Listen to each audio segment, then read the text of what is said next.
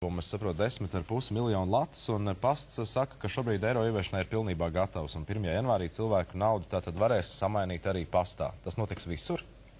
Latvijas pasts ir iesaistīts naudas apmaiņas procesā, skaidrs naudas apmaiņas procesā, un to varēs veikt daļā no mūsu nodaļām. Tātad kopumā no 618 vietām to varēs veikt 302 pasta nodaļās. Un šīs pasta nodaļas ir gan īpaši saraksti, gan mūsu mājaslapā, gan informatīvos bukletos, gan arī šīs nodaļas ir speciāli apzīmētas ar uzlīmēm, tātad viņas var viegli atšķirt. Un kā cilvēkiem, piemēram, iepriekš neko pieteikt nevajag, var vienkārši doties uz pastu, naudas pietiks? Cilvēkiem līdz 3000 latiem šī apmaiņa ir bez iepriekšējas pieteikšanas. Savukārt, ja viņš vēlas apmainīt lielāku naudas summu, tad šī naudas summa ir jāpiesaka, un viņš viņu varēs saņemt pēc 3 darba dienām. Bet kā šobrīd, piemēram, cilvēki var uzzināt, kura no, faktiski sanāk, katra otrā pasta nodaļa būs tā, kas, kurā būs iespējams apmainīt latus pret eiro. Kā cilvēki jau šobrīd, piemēram, varētu uzzināt, dodoties uz pasta nodaļu, ja gadījumā viņi, piemēram, nelasa tur milzīgi, nemeklē informāciju internetā vai kādam būtu savādāk. Viņi kā var uzzināt, kur varēs, kur nevarēs? Tātad šo nodaļu saraksts ir publicēts, kā jūs minējāt, gan internetā, tas ir pasts.lv mājaslapā vai Eiropasts.lv, bet tāpat ir arī informatīvi bukleti, kas ir atrodami gan pasta nodaļās, gan iespējams arī vietējās pašvaldībās citās iestādēs. Un tā informācija jau ir pieejama diezgan plaši šobrīd. Šobrīd ir daudz diskusijas par to, kas vispār notiks ar cenām pēc eiro ieviešanas. Kā būs ar pasta pakalpojumu cenām? Vai netiks tās apaļotas uz augšu? Kāda būs, vai šīs cenas paliks tādas pašas, kā ir bijušas līdz šim? Latvijas pasts šeit var pieminēt, ka ir viens no godīgas eiro ieviesējas kampaņas atbalstītājiem, nevien tikai dalībnieks, ja? Tātad mēs bijām vieni no pirmajiem, kas pievienojās un aktīvi to atbalstam. Un, protams, ka Latvijas pasts šīs cenas nākamgad nemaina, mēs tikai pēc noteiktā valūtas kursa viņas pārvērtīsim eiro. Un tā kā cenas nemainīsies, viņas netiks izmantot šis mirklis tādā veidā. Bet tajā pat laikā pastam saistībā ar eiro ieviešanu noteikti būs savas izmaksas, un cik daudz tas maksās? Ir daļa izmaksu, un mums ir valdība arī piešķīrusi līdzekļus, lai mēs šajās nodaļās varētu veikt šo funkciju, jo pastā šo naudas apmaiņu varēs veikt bez maksas. Ja, tātad cilvēki, tik cik viņš iedos mums latos, tik viņš saņems pēc kursa eiro. Un tātad valdība mums ir palīdzējusi sekt daļu no izmaksām, lai šis process varētu noritēt. Bet sakiet, vai pārējās izmaksas, kas gulstas tieši uz Latvijas pasta pleciem, beigās nenovedīs pie viena vai otra tarifu celšanas, vai kādā veidā jūs kompensēsiet šos izdevumus? Nē, kā jebkuram uzņēmējam. Tie ir tādi ikdienas izdevumi, un mēs esam viņus ierēķinājuši, un tas neradīs kādus īpašus zaudējumus. Mēs šobrīd to neparedzam. Tad šobrīd mēs varam teikt, ka nākamgad nekas būtībā nemainīsies pasta pakalpojumu cenās? Nē, cenas netiks mainītas. Tikai nebūs latu, bet būs eiro. Jā. Drošības pasākumu eiro ieviešanas laikā, vai arī ir par kaut ko domāts, ka pastā būs, piemēram, vairāk apsardzes vai kaut kas tam līdzīgs? Drošības pasākumu, jā, tā ir liela sadaļa, par kuru mēs esam rūpīgi domājuši jau visu šo gadu. Tur ir būtiski arī piestrādāts, un esam sadarbībā ar valsts policiju veikuši dažādus pasākumus. Ko mēs varam minēt šajā gadījumā publiski ir, ka ir veikta virkne pasākumu, lai šis apmaiņas process būtu drošāks, un eiro apmaiņas nodaļās tātad būs arī policijas klātbūtne, kas radīs tādu papildus drošības sajūtu. Ja runājam par pastmarku lietošanu, kas tur mainīsies? Es iedomājos, ka vienam otram cilvēkam tiešām varētu būt gana daudz pastmarkas, kur nomināls ir latos norādīts. Cik ilgi tās varēs izmantot, sūtot vēstules, ja gadījumā kāds to plāno darīt? Pastmarkas ar latu nomināliem var izmantot visu 2014. gadu bez ierobežojuma. Ja? Savukārt no 2013. gada janvāra mūsu pastmarkas jau tiek izdotas arī ar eiro nominālu, un tās jau tad varēs lietot neierobežoti. Tātad mēs runājam... No šī gada vai no nākamā? No šī gada jau ir ar eiro nominālu. Ja, tātad tās jau varēs lietot neierobežot laiku. Savukārt tās, kas ir pirms tam tikai ar latu nominālu, tad šīs ir jāizlieto 2014. gada laikā. Bet jums pastā jau var droši vien ir šobrīd joprojām daudz pastmarku, kas joprojām ir, piemēram, ar latu šiem nomināliem. Kas notiks ar tām? Tās jūs visas ņemat ārā. Aktīvi tirgojam. Aktīvi tirgojat vēl līdz Ziemassvētkiem, jā? Aicinām ikvienu iegādāties. Viņas, jā. Bet iztirgosiet to visu, iespējams, ka kaut kas paliks pāri. Skatīsimies. Papīra grib. Būs unikāla kolekcija. Sakiet, vai kaut kas būtiski mainīsies arī tiem, kas saņem pensijas, izmantojot jūsu servisu? Attiecībā uz pensijām, sākot no janvāra, šīs pensijas tiks izmaksātas eiro. Un decembrī, ko mēs varam pieminēt, bet tur katrs pensionārs jau ir informēts individuāli, tātad šis pensiju laiks ir nedaudz saīsināts un pensijas tiek izmaksātas faktiski nedaudz ātrāk. Bet tur katrs pensionārs jau ir individuāli informēts, un tur, ja rodās kādi jautājumi, viņi var droši arī zvanīt uz Latvijas pastu un noskaidrot tieši viņu situāciju. Jūs esat pasta, var teikt, jaunais vadītājs, un mēs ar jums šeit runājam studijā pirmo reizi. Kāds ir jūsu redzējums par to, kādai būtu jābūt pasta attīstībai, piemēram, nākamajā gadā, nākamajos gados? Nu, tas, ko mēs esam jau pastā arī noteikuši nākamajam darbam, šos darbības principus, tātad mums būtiskākais ir klients, ja? Jo pasts ir arī pēdējos gadus būtisks pārmaiņas veids saistībā ar to, lai pāriet no monopola stāvokļa uz brīvā tirgus stāvokli. Un tad 2013. gads mums bija pirmais, kad ir brīvā tirgus situācija. Ja? Tad pasts jau konkurē pilnīgi brīvi.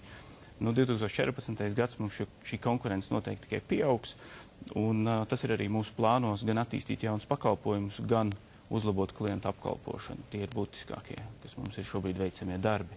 Bet, ja mēs runājam par attīstību, kas prasa noteikti zināms līdzekļus, vai tie ir paredzēti jūsu budžetā, vai, iespējams, satiksmes ministrija tos ir atvēlējusi jau kādā veidā? Nē, mēs plānojam savu darbību autonomi, un satiksmes ministrija mums šādas līdzekļus neparedz. Gribu jums jautāt, vai jūs saredzat vispār kāda ir pasta nākotne? Jo es atceros, bija savulaik ziņa, kad, man liekas, Vācijas pasts Deutsche Post, man liekas, bija nosūtījis pēdējo telegramu, atsakās no viena vai otra pakalpojumu, kas notiek šajā industrijā kopumā? Pats jau nepazūd, viņš mainās, vai ne? Tieši tāpat kā varbūt par citiem uzņēmumiem telekoms pirms 8 vai 10 gadiem likās, kad ir pēdējā stundiņa, tad mēs redzam, ka viņš ir transformējies un viņš var veiksmīgi strādāt. Un līdzīgi ir arī ar pastu. Kā jūs minējāt, varbūt telegrāma ir tas pakalpojums, kurš varbūt nav tik pieprasīts. Latvijā vispār var nosūtīt telegrāmu? Viņu var nosūtīt, jā. Mums ir pietiekami liels skaits katru mēnesi, joprojām šīs telegrāmas tiek izmantotas. Un mēs meklējam arī nākamos pakalpojumus. Un notiek šī pakalpojuma maiņa, ja, bet jā, vienā brīdī varbūt šī telegrāma vairāk nebūs nepieciešama. Tajā pat laikā, ko mēs varam pieminēt, ir šī pati interneta tirdzniecība, un šo paku piegāde ir vajadzīga. Un to mēs redzam kā vienu no nākotnes aktīvākajiem produktiem. Kā jūs redzat, piemēram, šo pasta nākotni, ja mēs runājam, ir viena situācija noteikti Rīgā un lielajās pilsētās. Pavisam kaut kas cits notiek lauku rajonos, un par to arī mēs daudz esam runājuši. Kā jūs redzat tur un kāda tā situācija šobrīd ir pēc pasta nepieciešamības vispār lauku?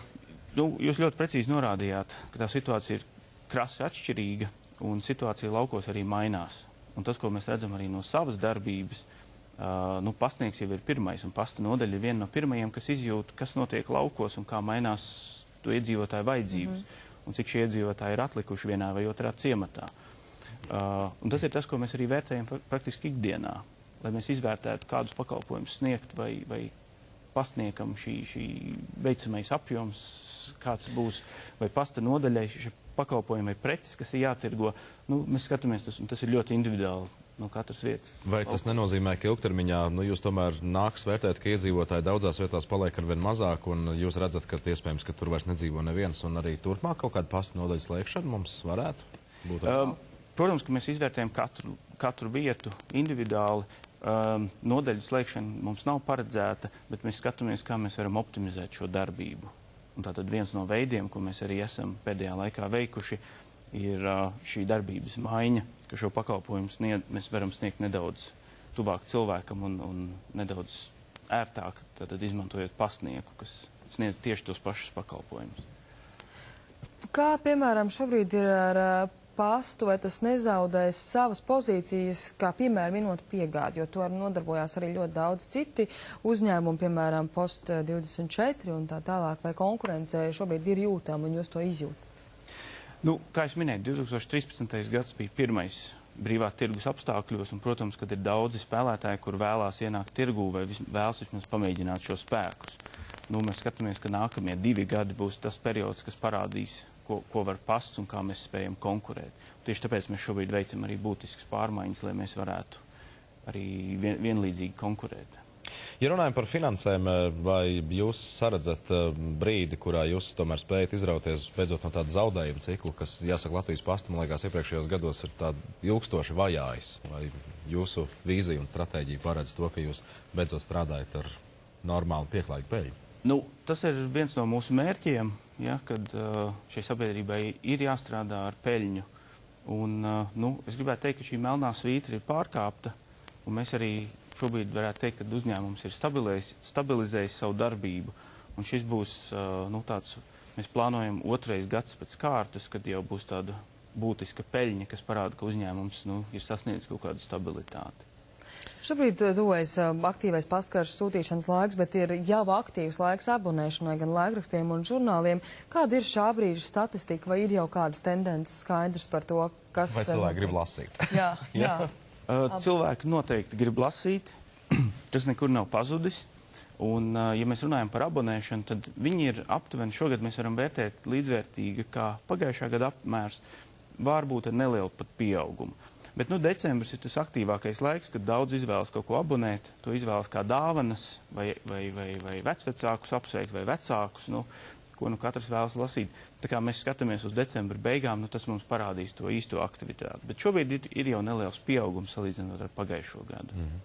Jāsaka, Latvijas pasta vadība kaut kā mainījusies līdz ar valdībām. Tagad viena valdība ir demisionējusi, vai jūs jūtaties droši par savu amatu, vai nenāksies šķirties no jauna krēsla pēc būtības? Nē, mēs šobrīd strādājam un mums nav nekādu pazīmi, ka varētu kaut kas mainīties. Tā kā mēs jūtamies stabili. Labi, mēs novēlam jums izdarīt to, ko paši esat vēlējušies izdarīt saistībā ar Latvijas pastu. Turēsim jūs pie vārda, raudzīsim, kas ar jums notiek. Atgādināsim, mūsu studijas viesis šorīt bija Latvijas pastu valdes priekšsēdētājs Arnis Salnājs. Paldies par sarunu. Jā, un turpinājumā būs viens no tematiem par to, cik daudz Latvijas iedzīvotāji atbalsta valsts vēlmi Latvijas prezidentūrai Eiropas Savienībā tērēt vairāk nekā 80 miljonus eiro un uzskata šīs